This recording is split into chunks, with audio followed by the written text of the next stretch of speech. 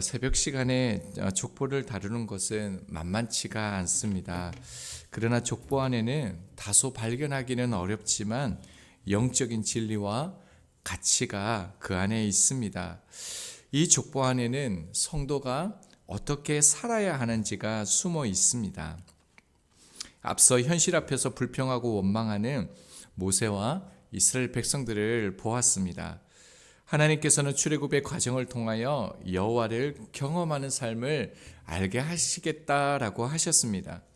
하나님이 어떠한 분이십니까? 하나님은 사랑의 하나님입니다. 바로에게 출애굽을 요구했다가 거절당해서 좌절하고 있는 상황에서 지금 하나님께서 그들을 다시 부르셔서 말씀하셨습니다. 그런데 의아한 것은요, 오늘 족보는 2장의 모세의 출생에 관한 부분에 넣는 것이 내용상 맞습니다. 그런데 오늘 족보는요, 일부러 오늘 사건 속에 끼워 넣는 것처럼 보입니다. 그뿐만 아니라 야곱의 후손 계보는 창세기 46장과 민수기 26장에도 기록되어져 있습니다. 그런데 오늘 본문에 기록된 족보는요, 전체를 기록한 것이 아닙니다. 선별적이라는 것입니다. 부분적으로 필요에 의해서 기록되어졌다라는 것을 알 수 있습니다. 출애굽기 1장을 보면 야곱의 12아들과 그들로부터 후손의 번성함을 언급하셨습니다. 그런데 지금 족보는요, 야곱의 12아들 중에서 3아들만 언급하고 있습니다. 첫 번째가요, 14절을 보면 이스라엘의 장자 루벤의 아들은 이라고 얘기합니다. 그리고 두 번째는요, 15절입니다. 시몬의 아들들은 얘기합니다. 그리고 16절입니다. 레위의 아들들은 의 이름은 이러하다라고 얘기하고 있습니다. 그러니까 루벤, 시몬, 레위에 국한되어진 족보라는 것입니다. 그뿐만 아니라 또 특이한 것은요, 본문을 쭉 읽어가다 보면 셋 중에서도요, 레위에게 주목하고 있다는 겁니다. 루벤과 시므온은 그 다음 때 아들들만 소개하는 것을 보게 되어지는데요, 레위는요, 무려 5대에 걸쳐 자손들을 소개하게 되어집니다. 16절입니다. 레위의 아들들의 이름은 그들의 족보대로 이러하니 게르손과 고핫과 무나리오라고 얘기하고 있습니다. 그리고요, 레위의 아들 중에서도요, 두 번째 아들인 고핫의 아들들에게 집중하고 있다는 것을 또한 발견하게 되어집니다. 18절입니다. 고핫의 아들들은 아므람과 이스할과 헤브론과 우시엘이요, 고핫의 나이는 133세였으며 특이하게 계속적으로 어떤 인물에 대해서만 말하고 있는 것을 보게 되어지는데요, 다시 고핫을 언급하고 난 다음에 고핫의 첫째 아들 아므람에게 또 집중하고 있는 것을 보게 되어집니다. 20절입니다. 아므람은 그들의 아버지의 누이 요게벳을 아내로 맞이하였고 그는 아론과 모세를 낳았으며 아므람의 나이는 137세였으며 모세와 아론의 그 이제 족보를 쭉 얘기하면서요, 아므람을 소개하고 있습니다. 왜 이 족보가 여기에 기록되어져 있을까요? 하나님께서는 이 족보를 통해서 모세와 아론에게 하고 싶으셨던 것은 그들을 위로하고 싶으셨던 것입니다. 결론적으로 아므람이 누굽니까? 모세와 아론의 아버지입니다. 이 족보는 아무것도 내세울 것이 없었던 모세를 그런데도 부르신 하나님의 마음, 하나님의 사랑이 담겨져 있다는 겁니다. 야곱의 첫째 아들부터 세 번째 아들을 우리가 살펴보았는데요, 이들의 공통점이 하나 있습니다. 무엇입니까? 장자의 축복을 받지 못했다는 겁니다. 루벤은 어떻습니까? 아버지 야곱의 아내 비라와 동침하는 죄를 범했던 사람입니다. 시므온과 레위는 어떻습니까? 동생 디나가 세겜 사람들에게 강간당하자 거룩한 하나님의 언약인 할례를 행하라라고 얘기해서요, 이 하나님의 언약을 이용해서 그들을 잔인하게 죽였던 사람들이 시므온과 레위입니다. 그래서 이 행위에 대한 대가로요, 그들이 땅을 얻지 못하고 흩어질 것이라는 것을 말씀하셨습니다. 여러분, 모세가 어느 후손입니까? 이 레위의 후손입니다.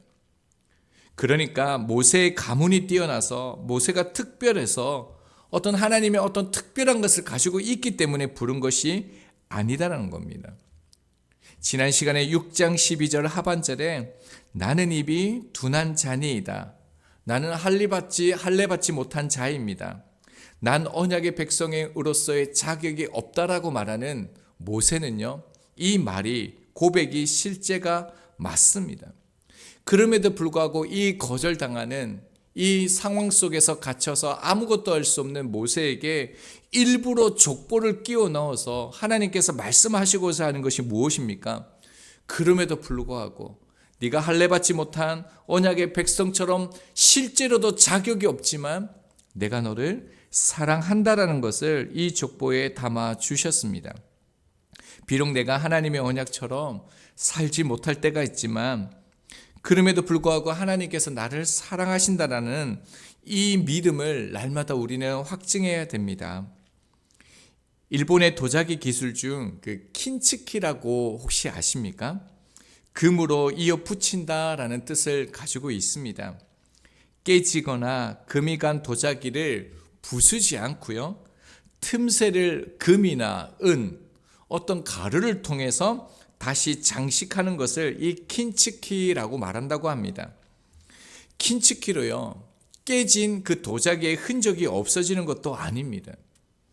완전 무결해지는 것도 아닙니다. 이렇게 함으로써 그 도자기의 가격이 더 올라가는 것도 아닙니다.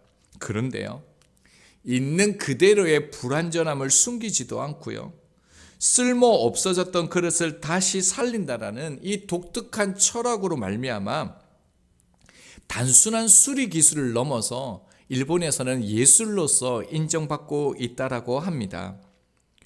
우리의 부르심의 근거도 마찬가지입니다. 우리의 온전함이 아닙니다. 우리를 부르신 하나님의 사랑이라는 것입니다.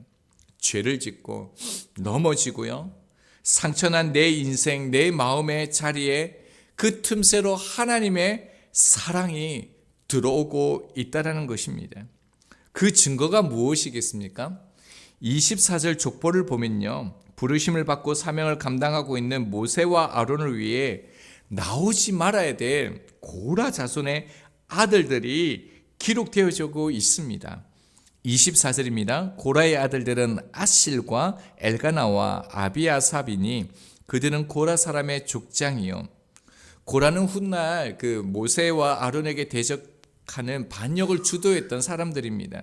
그래서 그를 따르는 사람들과 함께 땅에 매장되어지는 심판을 받게 되어지죠. 고라의 자손들을 하나님께서 진노하시고 저주하시면서 죽이신 것은 모세의 권위에 도전했기 때문만은 아닙니다. 여러분, 하나님이 모세와 아론을 쓰시겠다라고 결정하신 것입니다. 그러니까 무엇을 말하고 있는 겁니까? 고라와 무리들은요, 모세에게 도전한 것이 아니라 하나님께 도전한 것입니다. 하나님이 나를 부르셨어. 내가 하나님의 길을 가고 있다라고 고백하는 사람 뒤에 누가 있습니까? 하나님이 계시는 것입니다. 하나님께서 이 족보를 통해서 너에게 권위를 준 자는 바로 나다. 사람이 결코 너의 흠이나 약함이나 불완전함으로 인하여서 그렇다고 해서 너를 결단코 어찌할 수 없다라고 이 족보를 통해서 지금 말씀하고 있는 것입니다. 우리가 하나님의 인생을 살면요, 걱정하지 않으셔도 됩니다. 그러나 내가 내 인생을 살아간다라고 하면 내 인생을 다 챙겨야 합니다. 하나님의 인생을 사는 사람은요, 하나님이 책임지신다라는 것을 지금 이 족보 말씀을 통하여 그 이스라엘 백성들에게 지금 선언하고 계시다라는 것입니다. 이사야서 43장 1절에 하나님의 사람들을 향하여 이렇게 말씀하셨습니다.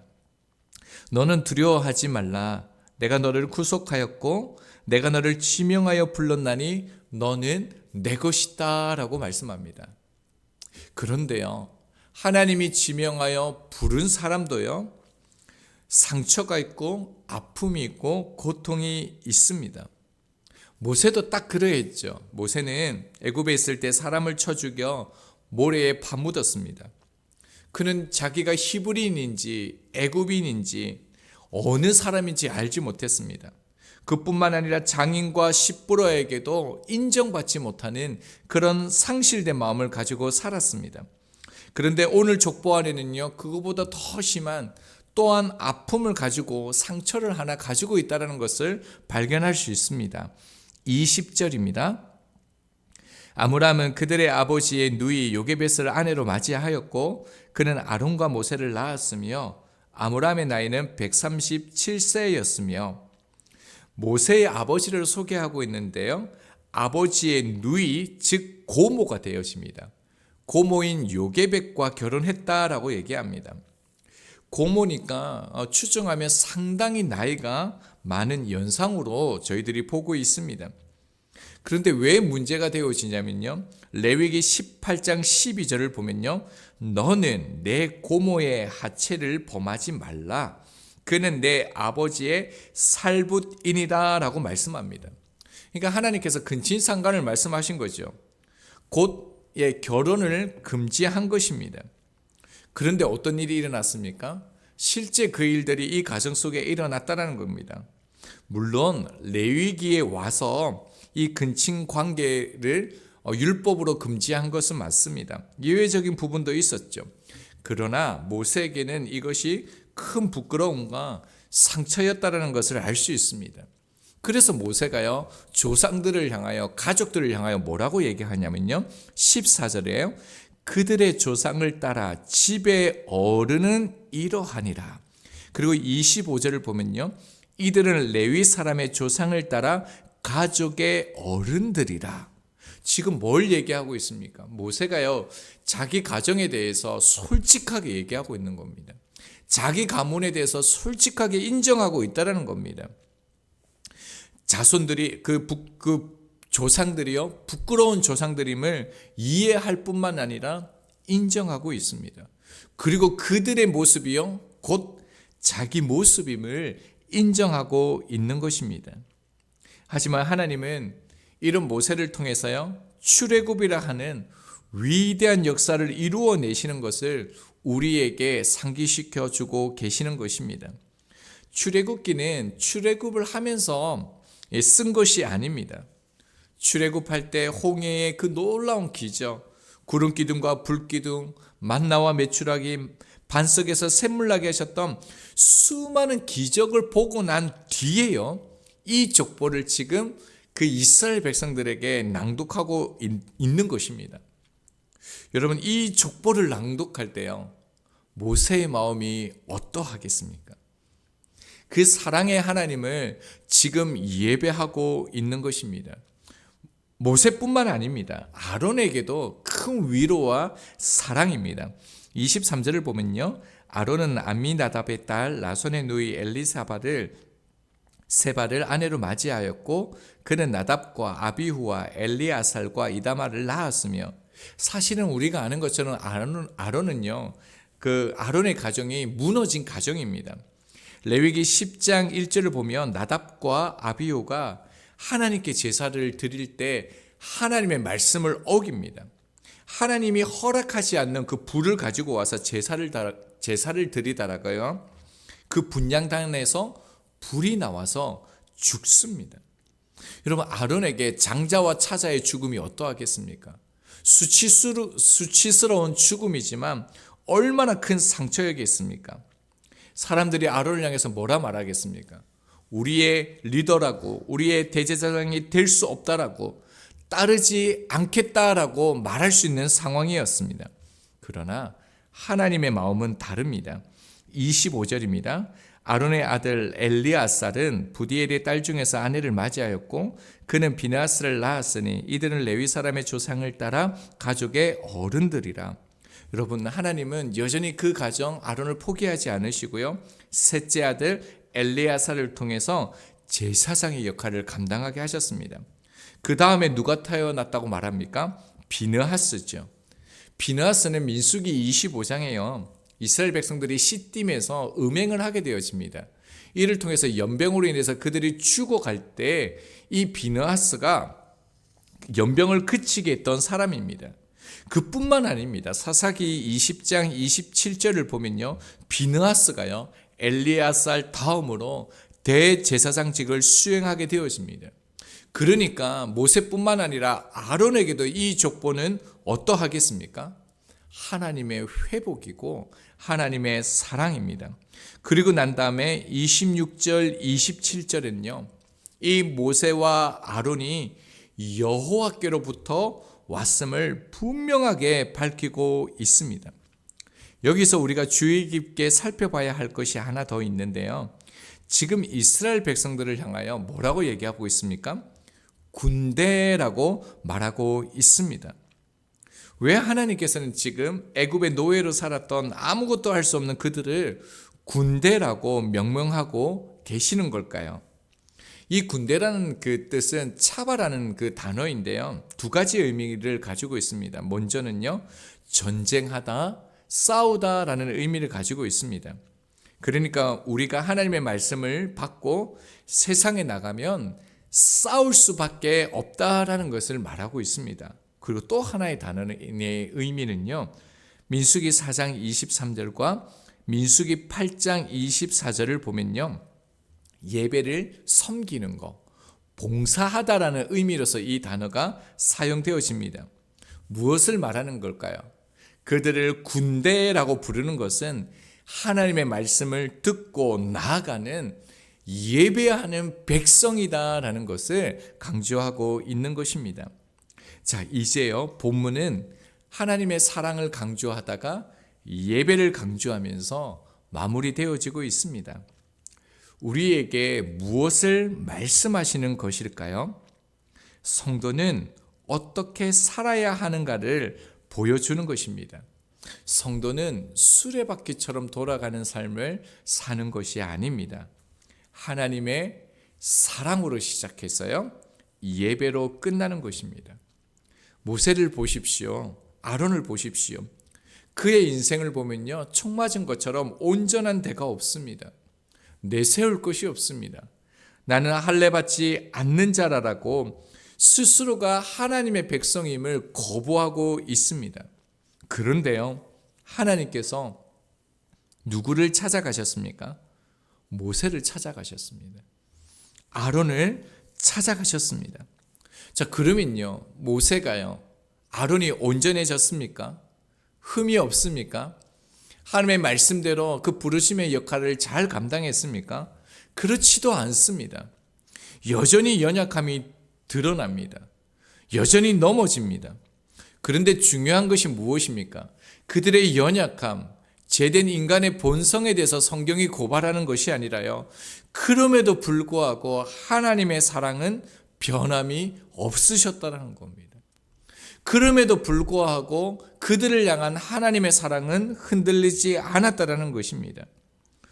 우리가 말씀을 지킬 수 있는 능력, 믿음의 삶을 사는 능력은 우리 안에 있지 않습니다.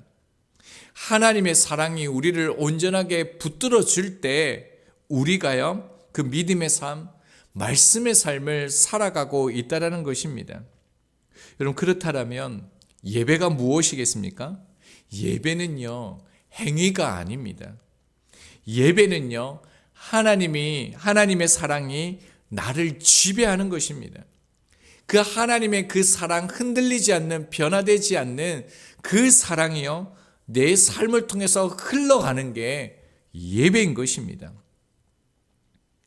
핍박과 환난과 갈등과 고민과 염려에서 벗어날 수는 없지만요, 그리스도 안에 있는 사람들은 하나님의 사랑으로 시작해서요, 예배로 끝나게 되어진다는 겁니다. 말씀과 삶을 분리하지 않는 것입니다. 이것이 성도의 신앙입니다. 오늘 저희의 삶에서요, 더욱 하나님이 떠오르고 하나님이 생각나고 하나님의 사랑이 고백되어지는 하루, 예배자의 삶이 되었으면 좋겠습니다. 이것이 주님의 삶이기도 하셨습니다. 오늘 우리에게 주어진 이 하루 하나님의 사랑으로 시작해서 예배로 끝나는 삶이 되어지길 소망합니다.